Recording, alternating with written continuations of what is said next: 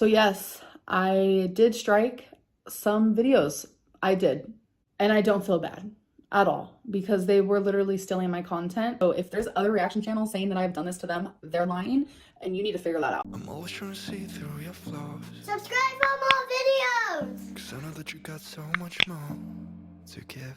Hey guys, welcome to Let's Talk episode 2. Okay, so every Monday night I have you guys ask me anything you want on my community post and then I'll talk about it here. Okay, so next one is I want you to talk about reaction channels. Why did you copyright strike Apathetic fax's reactions even though you claimed to not even know who they were when you were asked on live stream and claimed to not watch reaction channels or compilation channels? You do know what fair use is, right?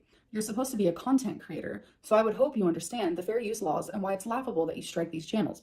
Not to mention, they're your bread and butter and keep you relevant. I'm not going to sit here and argue with you about who keeps who relevant because that's just pointless and it's not productive in this conversation. I have never did a copyright strike on anybody until a few days ago. I have gone back and forth between watching reaction channels and not watching reaction channels for the last few years. And I'm currently in a cycle where I have a few that I watch and I actually kind of enjoy them. So people saw that I've been watching Alex Ashok because I do enjoy him. And someone happened to message me on Instagram and told me, hey, someone is uploading your videos, your full videos onto their channel.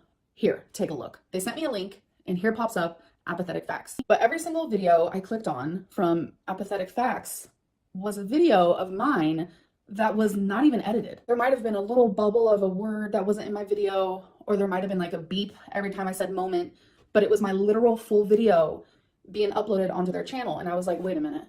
Is this fair use? I honestly didn't know what to do about it, so I myself contacted YouTube. I will never copyright a reaction channel. I will never, ever strike down a compilation of me because I don't care. But what is not okay is taking my full video and uploading it onto your channel and profiting off of it. That's not under fair use. And I kind of felt that in my heart. So that's why I contacted YouTube. I wanted to understand it a bit more.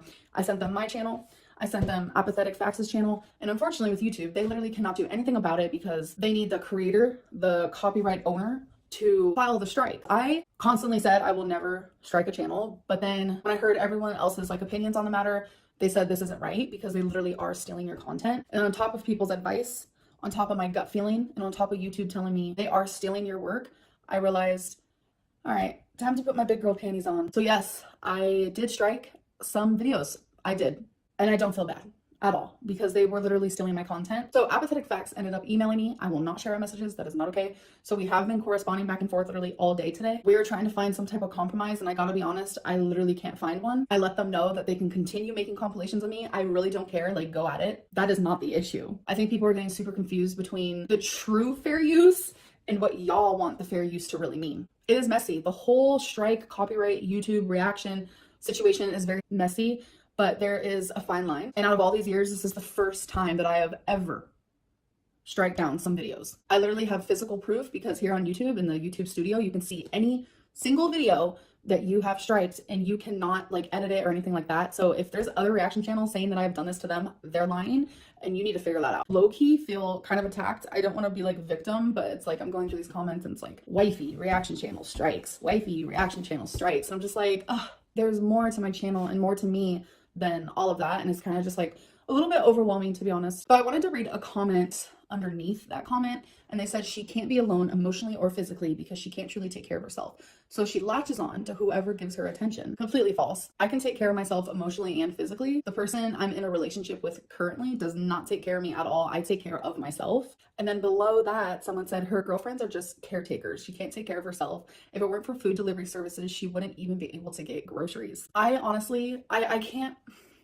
cannot figure out why people think that my girlfriends are caretakers. I get it. 2019, Amberlynn, she was cray-cray. She looked like she needed a caretaker. She didn't have one, but she looked like she needed one. But this 2021 Amberlynn going into 2022 Amberlynn, I don't know, do you guys still just picture me as that girl in the past? I don't know, because they'll see someone my size and just automatically assume that they can't take care of themselves. And I feel in a way that is a form of fat shaming. Okay, so the first one I'm gonna read is kind of lengthy, so I'm just gonna summarize it the best I can. You said the reason for not talking about what happened happens in your life is because you're afraid people might hurt those around you. That's fair, but there are ways you could do it without identifying those people. You can tell us what happened. You can tell us how you met the new people in your life. You don't have to mention their names or their location. You've started these stories, so it is only fair that you finish them. I completely get what you're saying. I'm sure it's very frustrating that there are things that I've mentioned that I stopped talking about, or I don't explain why my last breakup happened or anything like that, which I totally get the frustration. But unfortunately, some stories are started that don't get to be finished, or the ending doesn't get to be shared, and that's just kind of reality. I will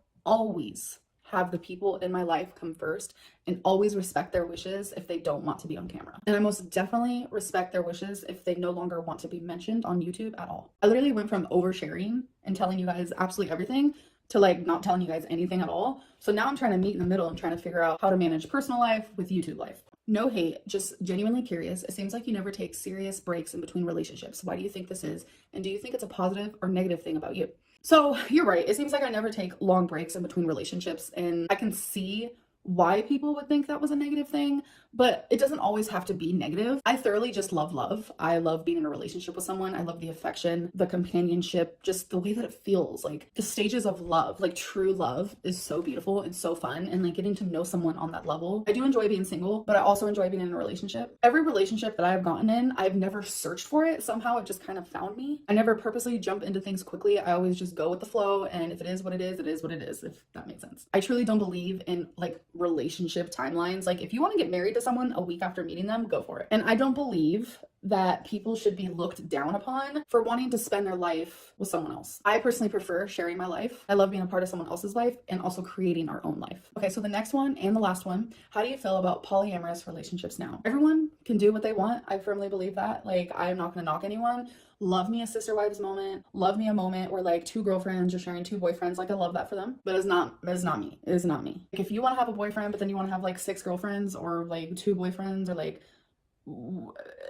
math. I personally don't want to do that. I will never do that. And it's just not for me. I am a monogamous person in the way that I think if you're in a relationship and you're in love with someone and you have like great sex, you have like true love, you have passion and chemistry, you have fun together, and you just overall vibe so well that you know that you want them to be like your future wife or husband, it's like, why would you want to get in a relationship where you're kind of like accepting less than that? I mean, unless you want to be married to multiple people, that's literally up to you. But like, I see it as, okay, hi, I am absolutely in love with you. I want to marry you. You literally mean the world to me. I wake up every day and I think of you. We laugh together. We cry together because we love each other so much. Like you are like what coats my heart. You have completed me in ways that I just didn't even know was possible. Like I am thoroughly in love with you. Why would I want that?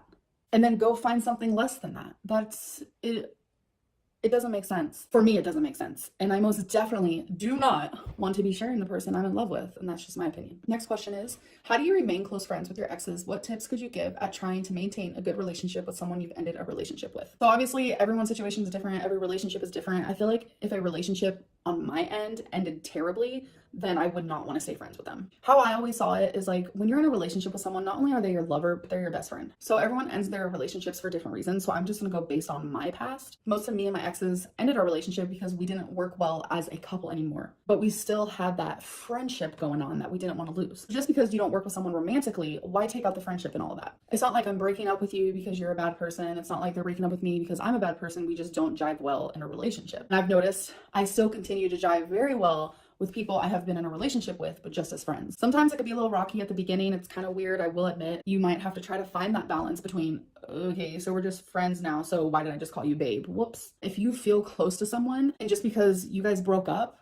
does not mean that you guys have to go separate ways forever. So I do want to apologize to those who watched this the full way, that it was kind of like, I feel like this one was very like drama filled, and that's not my intention with these Let's Talk videos at all. I'm hoping next Let's Talk can be a little more like, hi, so I really love drinking water. This is my wallet. Don't forget to take vitamins. How many pets do you have? Love me a good coffee moment. Oh, I miss doing my makeup. So now I'm gonna put these on and I'm gonna go edit this video. I hope that you guys did enjoy this, and I'll see you in my next one. Bye.